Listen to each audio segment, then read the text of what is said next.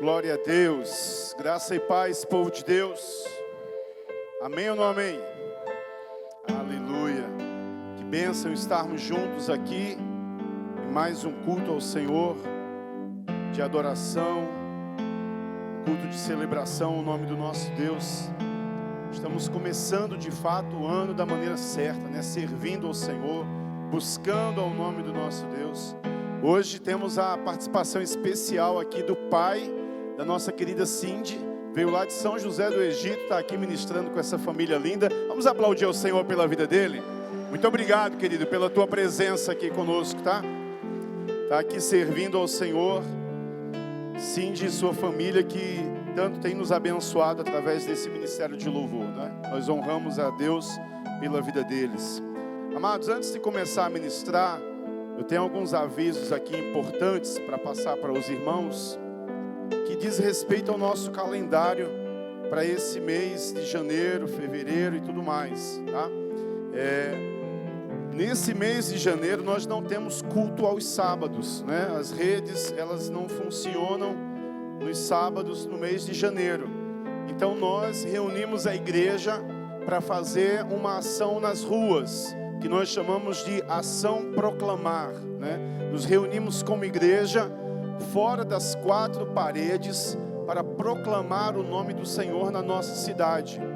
Então essa reunião fora das quatro paredes, ela vai ser em algum local público. Não pudemos fazer no ano passado por conta das restrições de pandemia, mas esse ano acredito que será possível. Então nós vamos nos reunir a partir do sábado, dia 15. Não é esse sábado que vem agora, é o outro ainda. A partir do sábado, dia 15, vamos durante 3 sábados, irmãos, em pontos estratégicos da nossa cidade, a qual o Senhor nos direcionar. Nós vamos comunicar à igreja onde estaremos nos reunindo, mas todos estão convocados a estar presente. Estaremos ali orando, proclamando o nome do Senhor, adorando ao Senhor e proclamando a sua palavra, amém? Sobre os céus de Caruaru, declarando que essa terra é do Senhor Jesus, amém? Então, fica atento nas redes sociais, aos avisos da igreja, aos grupos de WhatsApp, que nós vamos comunicar, né, já na próxima semana, onde será a nossa primeira reunião do Ação Proclamar, onde estaremos nos reunindo ali e fazendo isso para a glória do Senhor. Quem já participou sabe que é uma bênção, né, sabe que é poderoso, e esse é o papel da igreja, amados, amém? Proclamar sobre os céus da sua cidade que essa cidade pertence ao Senhor. Então nós vamos fazer isso de maneira profética no nome de Jesus, amém? Um outro aviso para dar aos irmãos é que no dia 27, você já vai se preparando. No dia 27, é uma quinta-feira, tá? Dia 27 de janeiro, nós vamos iniciar um período de jejum de 21 dias. É a nossa primeira oferta ao Senhor do ano, em jejum e oração, tá? Com um propósito específico, porque ao final desse jejum vamos estar encerrando ele com a conferência Cheios do Espírito, e Deus tem ministrado ao nosso coração um tema para essa conferência, e é a respeito desse tema que nós vamos estar jejuando, orando, sendo ministrados pela palavra de Deus. E esse ano na conferência Cheios do Espírito vamos falar sobre a revolução do Espírito. Qual é a revolução que o Espírito Santo quer fazer na sua vida, na vida da igreja e na sociedade, amém? Então existe uma revolução que o Espírito Santo quer fazer e já está fazendo na sua vida, na vida da igreja e na vida da sociedade. E é a respeito disso que nós vamos orar, buscar ao Senhor, ser ministrados. Mas tem um detalhe: nos outros anos que nós convocamos a igreja para o jejum, nós fazíamos isso sem estar reunidos aqui no prédio da igreja. Mas esse ano, irmãos, nós vamos fazer diferente. Nós vamos desafiar a igreja a estar conosco aqui no prédio durante esses 21 dias. Vamos ter um culto rápido aqui, de 1 hora, para que nós possamos orar, adorar e receber uma palavra do Senhor, amém? Então você está convocado a isso. A partir do dia 27, serão 21 dias de jejum e oração, buscando a revolução do Espírito. Amém? Que o Espírito Santo possa revolucionar a sua vida. Ao final desse jejum, nos dias 18, 19 e 20 de fevereiro, então nós vamos encerrar com a conferência Cheios do Espírito. Vai ser tremendo aquilo que Deus vai fazer. Deus vai realmente sacudir essa igreja, eu profetizo isso. O Senhor vai liberar sobre nós uma palavra, e essa palavra, irmão, será a direção para esse ano. Amém? O Senhor vai nos direcionar, nos sacudir. E eu tenho certeza que essa igreja, ela vai viver essa revolução na vida pessoal, na vida da igreja e na sociedade. Chega de viver uma vidazinha qualquer com o Senhor. Deixa o Espírito Santo revolucionar você. Posso ouvir um amém? E daí em diante vai seguir então, irmãos, as programações para o restante do ano. Em abril vem aí Encontro com a Graça, né? Depois do Encontro com a Graça vem o aniversário da igreja. Irmãos, vem batismo nas águas, vem muita coisa boa para a glória do Senhor. Mas abrindo um parentezinho aqui, só para fechar esse momento de aviso, com relação ao Encontro com a Graça. Desde esse mês agora, nós já temos que nos mobilizar com relação ao Encontro com a Graça. E o Encontro com a Graça é uma reunião de 3 dias, numa chácara, num local reservado, onde nós levamos pessoas ali para ministrar sobre a vida dela a revelação do Evangelho da graça do Senhor. Nós fizemos isso no mês de setembro do ano passado e foi tremendo aquilo que Deus fez. Houve curas, houve batismo, houve salvação, houve, vidas ali sendo libertas pelo Senhor, e foi tremendo. Nós levamos quase 110 pessoas para esse encontro, e foi poderoso o que Deus fez. Mas tem um detalhe: Deus ministrou ao nosso coração algo em especial com relação a esse encontro. É que o encontro não pode ser pago pelas pessoas que vão participar. Alguém precisa abençoá-las, e essa pessoa que vai abençoar é você. Amém? Então eu creio que você pode sim se levantar como instrumento do Senhor para abençoar uma vida. Nós queremos mais uma vez levar 100 pessoas para esse encontro, e você vai ser alguém que vai se levantar e vai dizer assim: eu vou semear na vida de uma pessoa, eu vou pagar para alguém estar lá. E você pode indicar essa pessoa, ou você pode simplesmente abençoar o valor e passar para nós: pastor, está aqui o valor, está aqui a minha oferta, eu vou abençoar, e o senhor pode direcionar para alguém. Então você pode escolher convidar alguém afastado do Evangelho, alguém que não conheceu a Cristo, alguém que está vendo uma vida de fracasso, alguém que precisa ser marcado pelo Senhor, alguém que precisa ser sacudido por essa verdade. Você que já foi alcançado por essa verdade do Evangelho da graça, irmãos, e quer que alguém também seja, então faz isso, multiplica, porque dessa vez levamos mais de 100 pessoas. Então eu sei que facilmente, se cada uma dessas pessoas que já foram, elas abençoarem pelo menos uma vida, então eu sei que a gente vai ter 100 pessoas rapidinho para esse próximo encontro. Mas desde já eu quero convocar a igreja a isso, porque nós estaremos nos mobilizando por essa causa, para a glória do nosso Deus. Eu posso ouvir um amém? Aleluia. Então olha para o teu irmão e diz para ele: se prepare. Diga: porque esse ano você vai multiplicar, frutificar e vai glorificar o nome do Senhor. Vamos aplaudir a Ele.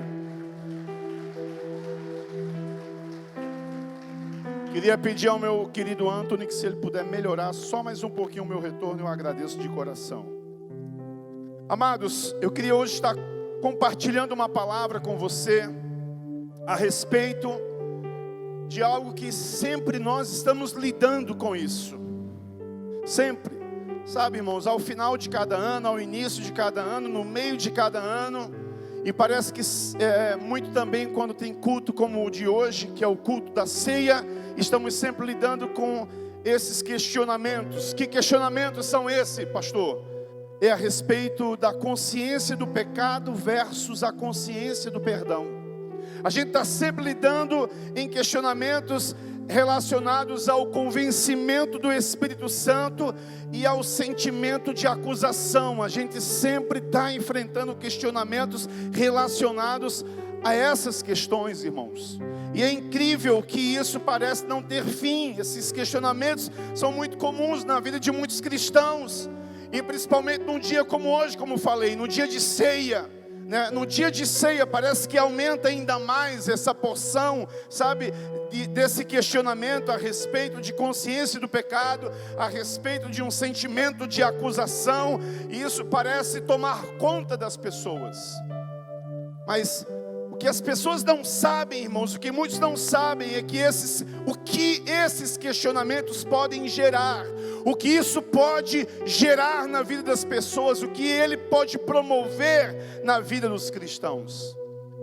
Afinal de contas, nós entregamos a nossa vida ao Senhor Jesus, porque decidimos viver agora debaixo de uma nova perspectiva de vida. Nós decidimos agora viver de uma maneira diferente. Nós entregamos a nossa vida ao Senhor Jesus, porque nós entendemos que éramos pecadores, que para nós não tinha salvação, que para nós não tinha solução, que nós pudéssemos oferecer a nós mesmos, mas alguém estava nos oferecendo essa salvação, alguém estava oferecendo a solução para a nossa vida, e esse alguém era Jesus. E por isso que você se entregou para Ele, por isso que você entregou a sua vida para Ele.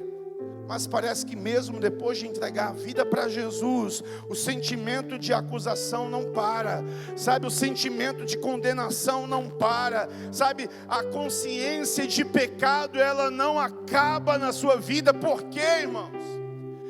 Se uma vez que nós fomos resgatados pelo Senhor Jesus, fomos salvos por Ele, e a Bíblia nos confirma de que ninguém pode agora nos arrebatar das suas mãos, mas mesmo assim você vive muitas lutas, você trava muitas batalhas, você vive lutando contra essa questão. Então isso é uma estratégia do diabo, sabe, de muitas vezes confundir você com a voz do Espírito, confundir você com a voz que ele fala te acusando com a voz do Espírito Santo. Isso é uma estratégia do diabo de ampliar na sua vida a consciência do pecado e anular na sua vida a consciência do perdão. Porque ele sabe que quanto mais você ouvir o Espírito, quanto mais consciência do perdão você tiver, quanto mais convencido pelo Espírito você for, ninguém te segura, querido. Então ele já entendeu que já perdeu. Ele já perdeu para Cristo com relação à sua vida. Se você entregou a sua vida para Jesus, se você foi salvo por Ele, se você é nova criatura, o diabo já sabe que perdeu. Mas ele não desiste de te atormentar. Ele não desiste de investir contra você, porque ele quer que você viva aqui nessa terra uma vida de derrota, uma vida de fracasso, mesmo sendo salvo, mesmo sendo liberto, mesmo sendo alguém resgatado pelo Senhor, mesmo sendo alguém que conheceu a Jesus, que é nova criatura. Mas ele quer impedir de você desfrutar daquilo que Deus tem para você. É como alguém que foi resgatado das ruas. Vamos imaginar, sabe, alguém que foi tirado das ruas. Você adotou um filho, você tirou ele das ruas, tirou ele das drogas, tirou ele da criminalidade, tirou ele de uma vida de maldição, levou para sua casa. Você é alguém muito rico, você é alguém que tem muitas posses, então você dá do melhor para essa criança, do melhor para essa pessoa que você resgatou, e coloca nas melhores escolas, dá as melhores roupas, dá as melhores comidas, a melhor educação, o melhor ensino. Você dá tudo que você tem da sua herança para essa pessoa. Mas como é que ele vive? Ele vive cabisbaixo, ele vive com complexo de inferioridade. Ele prefere estar na rua do que dentro de casa. Ele prefere estar na sarjeta do que na riqueza. Ele não consegue desfrutar da herança que tem, porque ele não consegue enxergar quem ele se tornou agora. E você nunca vai conseguir colocar na mente dessa pessoa que a vida dele mudou, se ele realmente não abrir os olhos para entender quem é que ele pode ser agora. Então eu quero dizer para você que tem muitos cristãos assim, que foi resgatado, que foi salvo, que foi conquistado por Cristo, que o Senhor o transportou das trevas para o reino do Filho do seu amor, que lhe deu uma herança, que lhe deu um nome, que lhe deu novas vestes, vestes de justiça, que lhe fez mais que vencedor, mas vive como derrotado. Por quê, pastor? Por causa da consciência de pecado, por causa do sentimento de acusação, e não consegue viver o melhor de Deus nessa terra, porque não se sente digno disso, irmãos. Mas isso precisa mudar na sua vida, amém? Essa realidade precisa ser diferente na sua vida. Se até hoje você tem lutado contra esse sentimento de acusação, se até hoje você tem vivido a sua vida muito mais consciente do seu pecado do que do perdão de Cristo sobre você, se até hoje você tem dado muito mais ouvidos à acusação, à condenação, do que à voz do Espírito Santo, então hoje o Senhor tem libertação sobre a tua vida, porque a verdade nos liberta, e a Bíblia diz que Cristo é essa verdade, e se pois o Filho vos libertar, verdadeiramente sereis livres. Você pode dizer amém? Sabe, irmãos, esse sentimento de acusação está na origem de todos os problemas espirituais que a gente enfrenta na vida. Quando a gente vai conversar com pessoas que estão passando por problemas, o final das contas, o resumo daquilo que a gente consegue enxergar na vida de muitas pessoas é sentimento de acusação, sentimento de condenação. Não consegue desfrutar de quem é em Cristo agora, do que ele tem em Cristo agora. E aí isso gera muitos problemas espirituais, mas muitos problemas mesmo. E pessoas que começam agora a viver uma vida de fracasso na sua vida financeira, na sua vida pessoal, no seu relacionamento, na sua vida com Deus, não conseguem ter comunhão com Deus por causa disso, porque na sua mente só existe uma consciência do pecado, mas não existe uma consciência de perdão. Na sua vida ele só consegue dar ouvidos à voz da acusação, à voz que o condena, à voz que diz que ele não é digno, à voz que diz que você não é capaz, à voz que diz que você está errado, que você é um fracassado, que você não merece e tudo mais. Isso gera desespero, depressão, angústia, todo tipo de enfermidade. Meu Deus do céu, isso gera todo tipo de desequilíbrio na vida das pessoas. E a Bíblia nos mostra, irmãos, que o diabo, ele é chamado de acusador de nossos irmãos.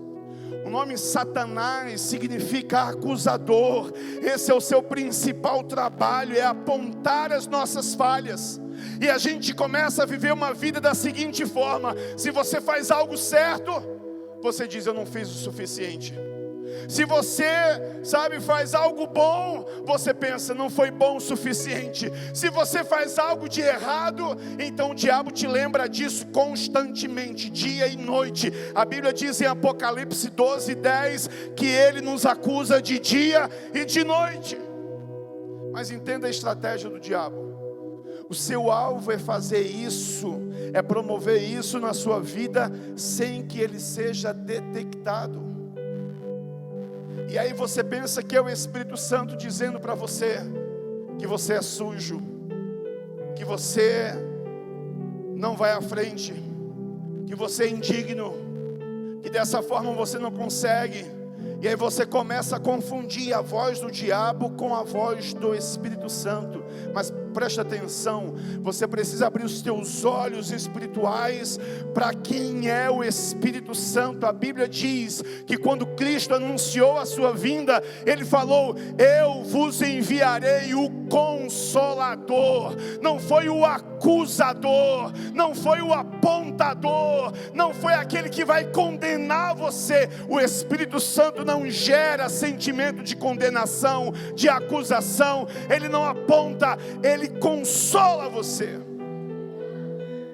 E esse consolar é ensinar, é exortar, é fortalecer, é estabelecer você na presença de Deus, é afirmar na sua vida quem você é agora em Cristo.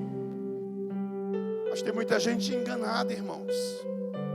e por viver debaixo desse engano poderia, sabe, estar vivendo outro nível na sua vida, mas continua vivendo uma vida de fracasso. Sabe, o diabo ele é tão astuto que ele usa a própria palavra para confundir você. E nós precisamos entender o que é que a Bíblia diz a respeito da lei, o que é que a Bíblia diz a respeito da nova aliança. Sabe, cada palavra tem um seu lugar, cada palavra tem uma direção, e você precisa entender tudo isso olhando para Cristo. Porque se eu pegar um texto aqui isolado, eu vou ler para você, e você vai ver que a Bíblia vai dizer: a alma que pecar, essa morrerá. Esse é o veredito da lei, irmãos. Mas o Senhor Jesus sofreu essa punição no meu e no seu lugar. O Senhor Jesus sofreu essa punição no meu e no seu lugar por causa dos nossos pecados. Ele assumiu o meu e o seu lugar. E por isso que ele foi crucificado na cruz do Calvário. Mas sobre ele mesmo não havia nenhuma culpa. Sobre ele mesmo não havia nenhum pecado. Ele apenas carregou o pecado que não era seu. Ele apenas carregou a culpa que não era sua. Mas sobre ele mesmo não havia nenhum pecado. Por isso que quando ele morreu e desceu às profundezas do abismo, a morte não teve legalidade sobre ele. Então a Bíblia vai dizer: tragada foi a morte pela vitória. E ele ressurgiu ao terceiro dia, tomou as chaves da morte e do inferno, e assumiu o seu lugar como seu representante. Então toda vez que Deus olha para você agora, quem é que Ele vê? Cristo. Toda vez que Deus olha para o José, para a Maria, para o João, para o Carlos, para a Flávia, para a Aline, para o Guilherme, seja lá quem for, Ele olha e Ele vê Cristo. Cristo agora é o seu representante. Então por isso que a condenação não tem que ter mais espaço na sua vida. Romanos capítulo 8, verso 1, é a porta para você viver uma vida do Espírito, porque a Bíblia vai dizer: quem está em Cristo não há mais condenação, portanto não há condenação para aqueles que estão em Cristo Jesus. Quantos estão em Cristo Jesus aqui? Quantos estão em Cristo? Levanta a sua mão. Quantos estão em Cristo? Então declara comigo, diga: não há mais condenação. Diga: o diabo não tem autoridade para me acusar, para me condenar. Diga: porque eu estou em Cristo. Diga: Cristo é o meu representante. Se você crê nisso, aplauda ao Senhor.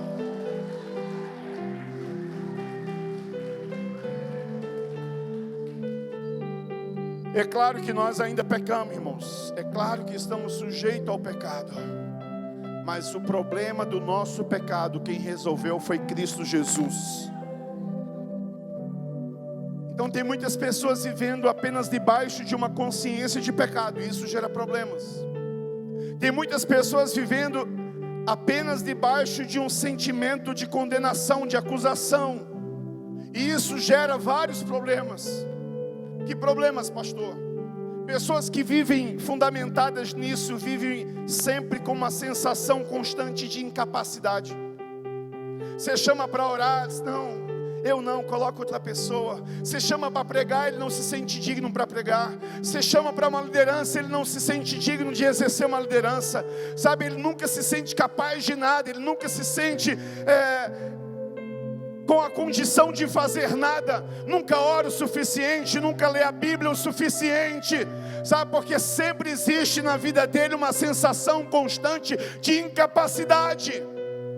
Mas entende, irmãos, nenhum de nós vamos ser capazes de nós mesmos.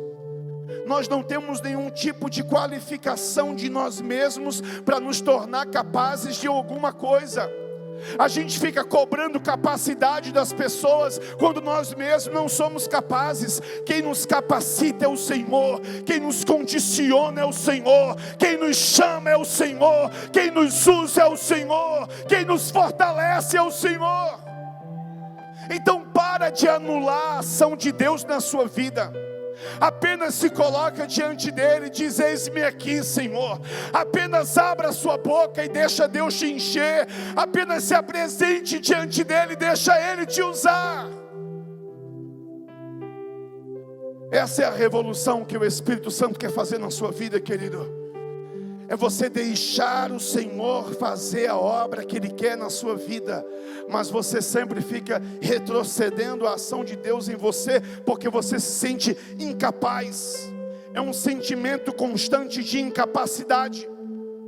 Sabe um outro sintoma que tem sobre a vida daqueles que vivem debaixo dessa acusação, dessa condenação, irmãos? É que ele sempre está procurando um culpado para as suas ações, para os seus erros, para os seus pecados, para as suas desculpas. Sempre ele diz: não, a culpa disso da minha vida é o meu marido, a culpa disso da minha vida é minha esposa, a culpa disso da minha vida é porque ninguém me percebe, a culpa disso é o pastor, a culpa disso é minha mãe, é meu pai. Sempre a gente está procurando um culpado. O mais ousado que a gente já viu na história bíblica foi o próprio Adão.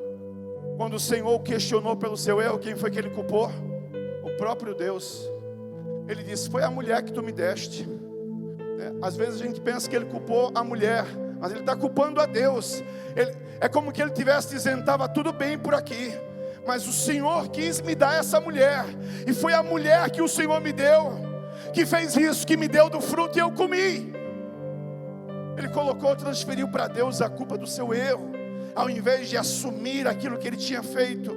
Então nós estamos sempre procurando um culpado. Sabe, nós estamos sempre procurando. A gente concorda que errou, mas vai dizer: eu só errei também porque foi fulano que me influenciou. Eu só errei também porque eu não era visto na igreja, não tinha oportunidade na igreja, aí eu acabei me afundando nisso. Eu só errei também porque fulano também não fez a sua parte. Porque Beltrano também não me ajudou. Ei, querido, para de transferir culpa para as pessoas. Você precisa olhar para Cristo e entender aquilo que Ele já fez na sua vida, ao invés de procurar um culpado. Um outro sentimento que a gente vê nas pessoas, outro comportamento, elas se escondem de Deus. Assim como Adão, quando o Senhor o procurou, como fazia todas as tardes para a comunhão, ele se escondeu. Nós nos escondemos, nós evitamos as oportunidades, nós evitamos uma liderança, nós evitamos funcionar, sabe? Nós queremos ser o último a chegar para ninguém contar conosco, nós queremos sentar na última fila, né? Para ninguém nos perceber, para ninguém nos chamar. Não, querido, se prontifica, se coloca diante do Senhor, porque quem te salvou foi o Senhor. Não é você que se salva, quem te escolheu foi o Senhor. Não é você que se escolhe, quem vai te capacitar é o Senhor. Não é você que se capacita, sabe? Quem vai te tornar digno é o Senhor, não é você que se dignifica. Outros carregam um sentimento de complacência e passividade, ou seja, estão sempre se achando merecedor do sofrimento. Tem gente que está passando por um momento difícil financeiro, e ao invés de ele olhar para o Senhor e dizer: Deus tem portas abertas para mim, eu creio que o melhor o Senhor já tem preparado, essa porta se fechou porque o Senhor tem uma porta maior. Tem pessoas que quando começam a passar por um sofrimento, seja qual for, uma enfermidade, seja o que for, ao invés de olhar para o Senhor, elas olham para si mesmas e dizem: eu mereço, estou passando por isso porque eu sou falho, eu sou pecador, eu sou terrível, né? Eu não fiz isso, eu não fiz aquilo que o Senhor mandava, e por isso que eu estou sofrendo. E aí aceitam o sofrimento na sua vida. Isso até parece uma falsa modéstia, parece uma humildade, mas a humildade verdadeira não é aceitar o sofrimento ou a acusação sobre a sua vida. A humildade verdadeira é olhar para o Senhor e se apegar a Ele e a sua palavra. Então para de tentar enganar o Senhor, que ninguém engana o Senhor. Sabe, você aceitar o sofrimento sobre a sua vida, se autopunir, como fez Judas. Judas se autopuniu. Ele quis pagar o preço pelo seu pecado, mas ninguém é capaz de pagar o preço pelo seu pecado. Nós vivemos um evangelho onde às vezes as palavras elas são mal colocadas. E existem aí muitas igrejas, está cheio de igreja, está cheio de irmãos que vivem falando de você pagar preço. Mas eu quero dizer para você que o maior preço já foi pago pelo Senhor Jesus. Começa a desfrutar daquilo que Ele pagou para você, querido. O maior preço quem pagou foi Ele. Você não tem preço nenhum mais para pagar, sabe? Não, quem pagou o preço mesmo foi Jesus. Porque esse sentimento de que eu tenho que pagar um preço, esse sentimento de que eu tenho que ser digno de alguma coisa, vai gerar em você um tipo de justiça própria. E é terrível, irmãos, a forma como a Bíblia classifica a nossa justiça própria. A Bíblia diz que a nossa justiça própria é como trapos de imundícia. E na Bíblia, trapos de imundícia é terrível, entendeu? É terrível, eram os panos que as mulheres usavam no período da sua menstruação. A Bíblia diz que a sua justiça própria é como trapo de imundícia. Eu sinto pena, para não dizer nojo, que seria talvez uma palavra mais forte, quando eu vejo pessoas, sabe, irmãos, trazendo à tona aquilo que elas são, aquilo que elas fazem. Não, queridos, os nossos púlpitos não tem que ser para mostrar as nossas medalhas. Os nossos púlpitos tem que ser para mostrar as marcas de Cristo, aquilo que Ele está fazendo na nossa vida.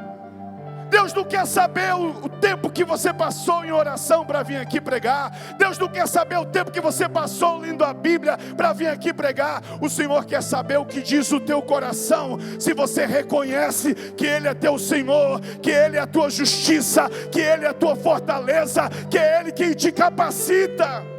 Para de falar de si mesmo.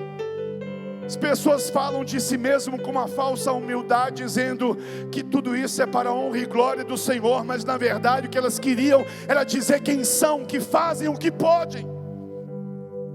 Mas eu não preciso dizer quem eu sou, eu só preciso dizer quem Ele é.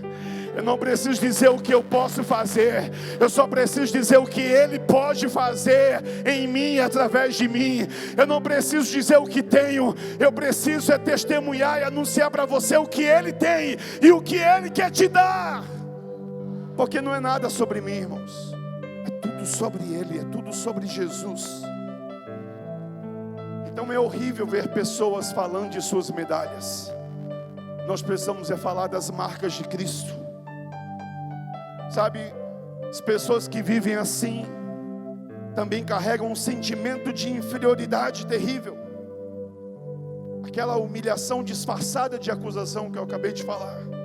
Mas outra coisa muito terrível, e que eu considero que é a causa de tudo isso, é que elas vivem uma vida de introspecção constante e sem resultados. Porque se você vive uma vida de introspecção, aliás, não tem como viver uma vida de introspecção com resultados. A introspecção não é aprovada pelo Senhor. A Bíblia não vai pedir para você olhar para si mesmo. E as pessoas até interpretam erroneamente a palavra do Senhor. Mas a Bíblia ela vai sempre te direcionar para olhar para um alvo. Não é para você, não é para mim, não é para o seu irmão, é para Cristo. A Bíblia vai sempre direcionar você para olhar para Cristo. E o que é essa introspecção, pastor? É olhar para si mesmo, é se avaliar, é se examinar, é olhar os seus defeitos, sabe, as suas fraquezas. E aí eu percebo que o maior erro das igrejas é trazer a psicologia e a filosofia para dentro da igreja. Não é que isso não tenha o seu valor. Eu mesmo, quando era adolescente ainda, já pensava que eu queria muito fazer psicologia, porque eu acreditava que isso iria me auxiliar muito no meu chamado. E que se um dia eu fosse pastor e também fosse formado em psicologia, isso ajudaria muito. mas nós não podemos trazer a psicologia para dentro da igreja como sendo a melhor estratégia de mudança de vidas. Não, psicologia não muda ninguém, porque se a psicologia servisse para transformar a vida das pessoas, os presídios não estariam lotados. Se a psicologia servisse para transformar a vida das pessoas, os manicômios não estariam lotados. A psicologia pode ter o seu valor, mas quem muda você é o poder do Evangelho, é o poder da palavra. Então a psicologia não passa apenas de técnicas humanas, mas o poder do Evangelho é aquilo que quem faz é o Senhor, é a obra de Deus na sua vida. E nós agora passamos a viver uma vida cristã muito mais de forma carnal do que espiritual, irmãos. Porque a psicologia vai mandar você olhar para dentro de você. A psicologia vai mandar você olhar para você enxergar quem você é e entender, em resumo, entender que o que você é hoje tem a ver com o seu passado, tem a ver com alguma coisa na sua vida passada, e você precisa fazer um tipo de, talvez, de regressão para se desprender disso, para agora viver uma nova vida. Mas tudo isso são técnicas humanas. A filosofia fala: conheça-te a ti mesmo, mas isso não é bíblico. O que é bíblico é que a vida eterna é esta: conheçam a ti, o nosso Deus e o Senhor Jesus. Sabe, os seus ensinamentos, os seus feitos, é conhecendo a Ele que nós somos mudados. Não é conhecendo a si mesmo, não é olhando para dentro de si mesmo. E num dia como hoje, de ceia, tem um texto que a gente acaba entendendo completamente errado. Eu queria que você abrisse ele aí comigo, 1 Coríntios capítulo 11.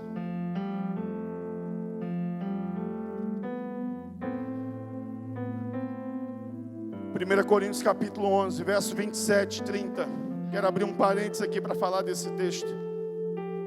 Olha o que diz: por isso, aquele que comer o pão ou beber o cálice do Senhor indignamente será réu do corpo e do sangue do Senhor. E o 28 diz: examine-se, pois, o homem a si mesmo, e assim coma do pão e beba do cálice. Pois quem come e bebe sem discernir o corpo, come e bebe juízo para si. Eis a razão porque há entre vós muitos fracos e doentes, e não poucos os que dormem. Ah, queridos, nós ainda respaldamos a introspecção nesse texto, porque a Bíblia diz: examine-se, pois, o homem a si mesmo. Mas para que você possa entender o significado desse examine-se, pois, o homem a si mesmo, você precisa entender o contexto. Quando a Bíblia diz que você não pode participar da ceia, comer o pão ou beber o cálice do Senhor indignamente, ela não está falando da sua qualidade. Ela não está dizendo, esse indignamente não é um adjetivo, é um advérbio de modo. E o advérbio está falando com relação à ação daquilo que está acontecendo. É de forma indigna, é de uma maneira incorreta, que você não pode participar da ceia.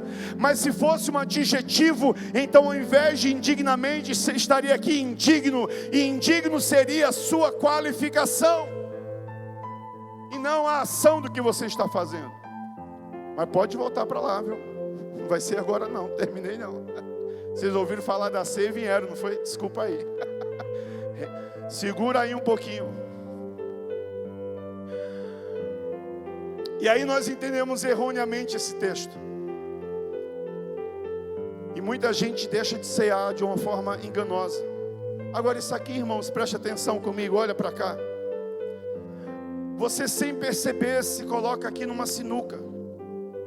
A introspecção leva você a se colocar numa armadilha, numa cilada.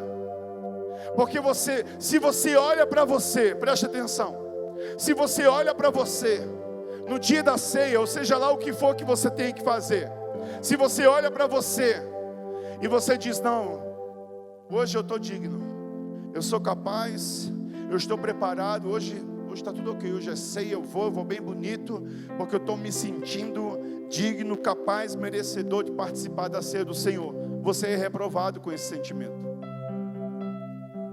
Aí se você olha para você mesmo e diz: rapaz, hoje não, cara, eu briguei com a esposa, eu disse umas coisas que não era para ter dito, cara, eu tive uns pensamentos errados, meu Deus do céu, eu estou devendo a fulano, não dá, e ele vai estar lá na igreja, eu fiz isso, eu errei, eu pequei. E aí se você olha para você e diz: não, hoje não tem condição nenhuma de eu participar da ceia, aí você também errou, porque você está dizendo que o sacrifício de Cristo na cruz do Calvário não é suficiente para perdoar o seu pecado. Então, sem você perceber, você é colocado numa cilada com essa questão da introspecção. Mas isso acaba não se referindo apenas à ceia, irmãos. Isso acaba também alcançando todos os níveis da nossa vida. Você não quer assumir liderança porque se sente indigno. Você não quer pregar porque você se sente indigno. Você não quer louvar porque você se sente indigno. Você não quer fazer nada na vida da igreja porque você não se sente capaz. Você se sente indigno, pecador, miserável. Paulo tinha essa consciência de pecado também, irmãos. Ele disse: dos pecadores eu sou o pior, eu sou o mais miserável. Mas muito mais do que uma consciência de pecado, Paulo tinha consciência de perdão. E o que ele fazia era olhar para o alvo, era olhar para o autor e consumador da sua fé. Então você precisa entender o contexto dessa palavra. Paulo está falando aqui a forma como a igreja de Corinto fazia. Você vai ver que lá no verso 21, a Bíblia vai dizer que tinha gente que comia até antecipadamente, não esperavam uns pelos outros. Tinha gente que comia porque tinha fome, e tinha gente que bebia do cálice até se embriagar. Então era a maneira como eles faziam. E porque eles não tinham entendimento correto do que significava a ceia do Senhor, o corpo do Senhor, o sacrifício do Senhor, eles não poderiam usufruir dos benefícios desse ato profético, desse memorial. De maneira que alguns poderiam sim, irmãos, crendo no sacrifício de Jesus, ser curados. Mas por isso que a Bíblia diz: por causa disso há muitos que morrem, há muitos enfermos, há muitos que dormem. Sabe por quê? Porque não conseguiam usufruir da bênção que é o sacrifício de Cristo Jesus na cruz do Calvário. Sabe, eu gosto de dizer que o melhor dia, o dia principal de que você não poderia jamais deixar de participar da ceia, é no dia exatamente que deu tudo errado na sua vida. É no dia que você chegou aqui se sentindo a pior das criaturas, sabe, o mais indigno. É exatamente nesse dia que você não pode deixar de participar da ceia. Você deve levantar o pão e o cálice e dizer: Senhor, eu creio no teu sacrifício, eu creio que através dele eu sou justificado, eu sou perdoado, eu sou restaurado. O Senhor vai me libertar, vai me curar, vai mudar a minha vida. É exatamente nesse dia que você não pode deixar de maneira nenhuma de participar. Então o que é que nós temos que fazer, irmãos, como cristãos? Qual tem que ser a nossa reação diante desses questionamentos de acusação, de consciência de pecado? O que é que você tem que fazer? A Bíblia diz o que você tem que fazer. Hebreus capítulo 12, verso 1 e 2, a Bíblia diz: portanto também nós, visto que temos a rodear-nos tão grande nuvens de testemunha, desembaraçando-nos de todo peso e de todo pecado que tenazmente nos assedia, corramos com perseverança a carreira que nos está proposta, olhando firmemente para o autor e consumador da nossa fé.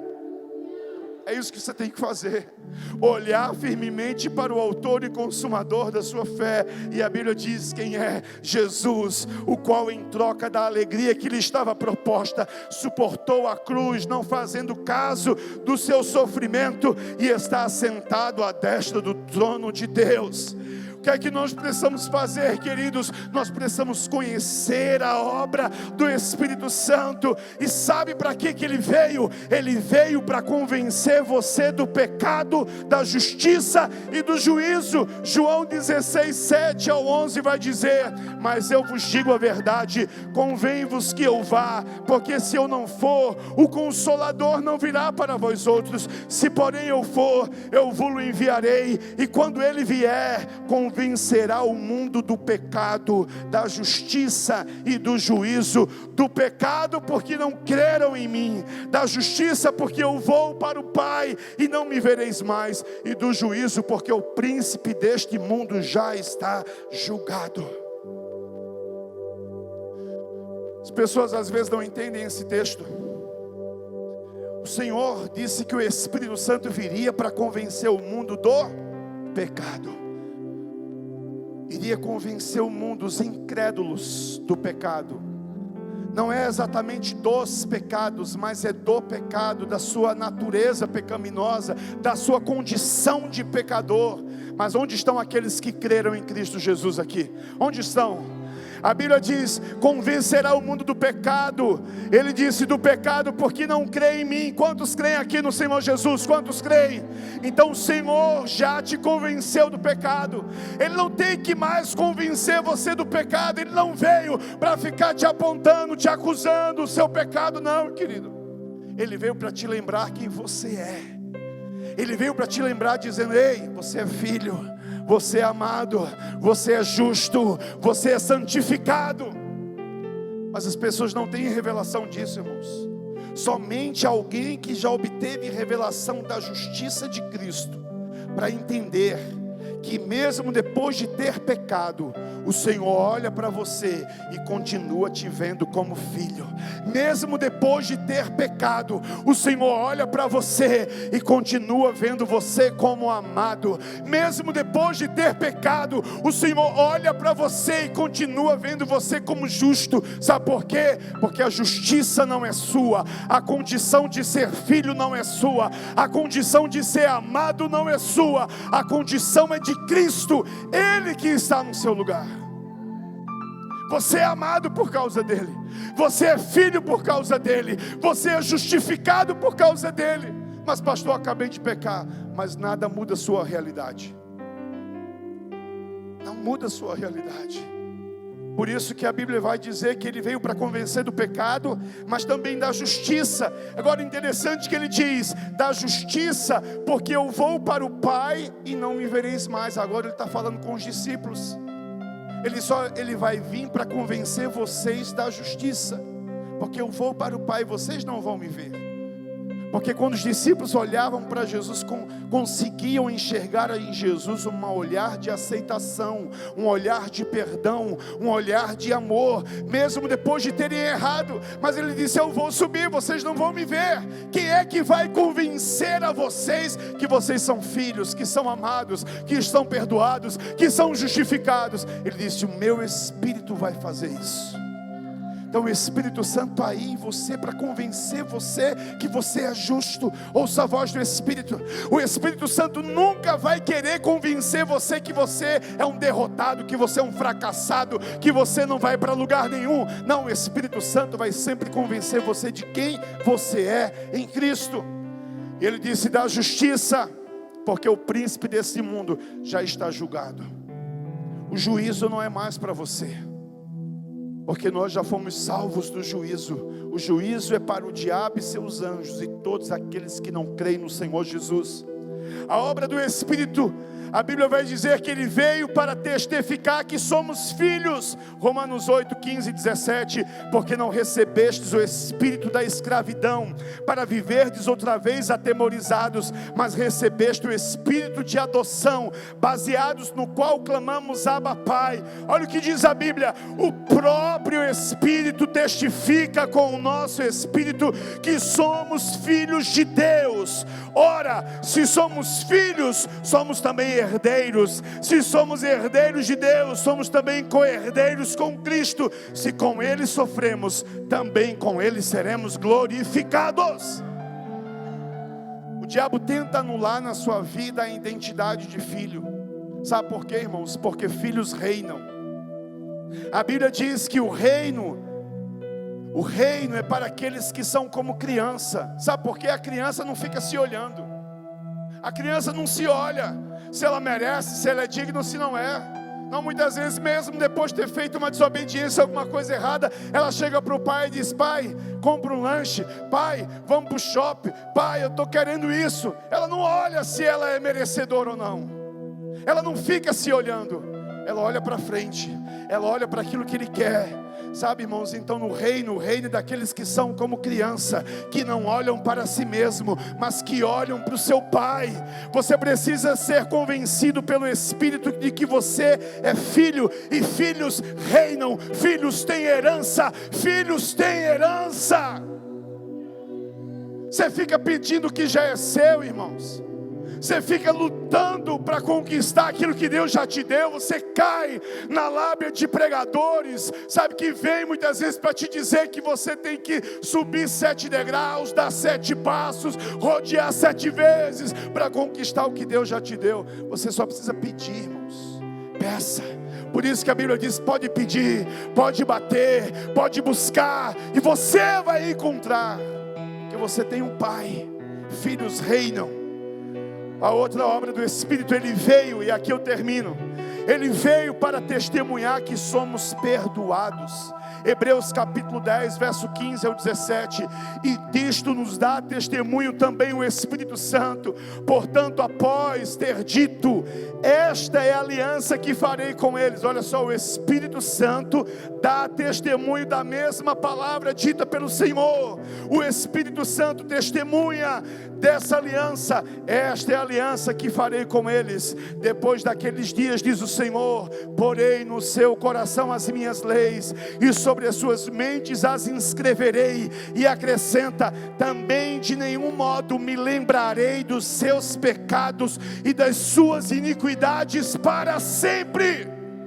Ele veio testemunhar de que você é perdoado. Você não precisa mais conquistar o perdão. O perdão Deus já te deu. Por isso que a Bíblia não vai dizer em 1 João capítulo 1 verso 9 que Deus te perdoa por causa do seu amor, que Deus te perdoa por causa da sua graça. Não, a Bíblia vai dizer em 1 João 1:9 que Ele te perdoa por causa da sua justiça, da sua fidelidade. Ele é fiel e justo para perdoar. Sabe por quê? Porque o preço pelo seu pecado já foi pago. O preço pelo seu pecado já foi pago. O preço pelo seu pecado já foi pago. Deixa eu te dizer, não foi só pelos pecados passados, mas pelos pecados passados, presentes e futuros. O preço já foi pago. Isso não é uma autorização para você pecar, mas isso é um entendimento de libertação, de que você já está livre do pecado. A Bíblia diz que o pecado não terá domínio sobre vós. Sabe por que o pecado não tem domínio sobre você mais? Porque o Senhor já pagou o preço por ele. Hoje, se você peca, é porque você quis pecar. Antes você pecava porque era escravo. Hoje você peca por decisão própria, por escolha própria. Mas você não precisa mais escolher pecar. Você não precisa mais viver uma vida de pecado. Você precisa viver uma vida de perdão. Você precisa viver uma vida de filho. Você precisa viver uma vida de herdeiro de Deus. É isso que você precisa viver. Você precisa viver uma vida sendo convencido pelo Espírito, convencido de quem você é, convencido do que você tem, convencido do que você pode. Então você escolhe agora viver uma vida de vitória, ou continua vivendo uma vida de fracasso. Mas hoje, decida viver uma vida pelo Espírito. Hoje, quando você comer desse pão, irmãos, quando você beber desse cálice, faça isso com entendimento, se apropriando daquilo que o Senhor já fez por você e através de você. Se você crê nisso, diga amém, diga glória a Deus. Vamos ficar de pé, pode vir os diáconos aqui à frente.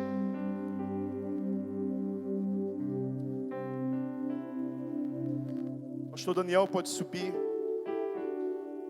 Eu vou orar aqui pelos elementos. Ele vai dar continuidade a essa celebração da ceia do Senhor.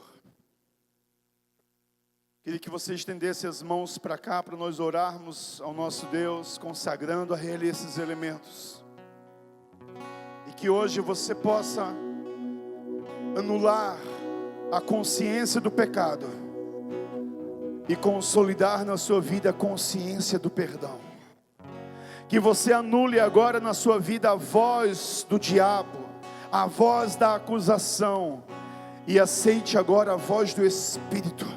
A voz do Espírito que testifica no seu próprio Espírito que você é filho, que você é perdoado, que você é amado. Sabe, irmãos, uma última coisa. As pessoas, elas querem sentir que são perdoadas. Elas querem sentir pelo Espírito de que são perdoadas, mas o Espírito testifica para você, não é em você, que você é perdoado. O que você precisa fazer é crer. Se Ele testificasse em você, você sentiria isso, mas Ele não tem esse compromisso de testificar em você, Ele testifica para você. Então o que você precisa fazer é crer. Creia no perdão, irmãos. Creia na salvação do Senhor. Não tenta viver com base na sua justiça própria, porque essa justiça própria só vai produzir em você desespero, depressão, sabe, orgulho, soberba. Viver debaixo desse sentimento de acusação, de condenação, só vai produzir em você isso. Mas que você viva debaixo do perdão do Senhor. Ouça a voz do Espírito. Ele testifica com o seu próprio Espírito de que você é filho, de que você é aceito, de que você é amado. Pai amado, nós oramos agora, Senhor, por esses elementos. Te agradecemos pela oportunidade que o Senhor nos dá, ó Deus, de participar desse memorial que nos lembra. E ao participarmos desse memorial, nós também estamos lembrando a Ti, Senhor, o preço que foi pago, a aliança que foi feita, a promessa que foi realizada. E nós estamos anunciando isso até que o Senhor venha. Nós estamos anunciando isso até que o Senhor venha e estabeleça sobre nós o seu governo. Nós consagramos, ó Pai, o pão, o cálice, e declaramos que os Teus filhos, ao comerem do pão, beberem do cálice, Senhor, serão curados, serão libertos, serão cheios do Teu Espírito, para a glória do Teu nome, para a glória do Teu nome. Essa é a nossa oração. Tome o seu lugar. Enquanto adoramos aqui, pode acender um pouco as luzes. Os diáconos vão distribuir o pão e o cálice. Você que já é batizado nas águas, sinta-se à vontade para tomar do pão e do cálice e participar conosco. Amém?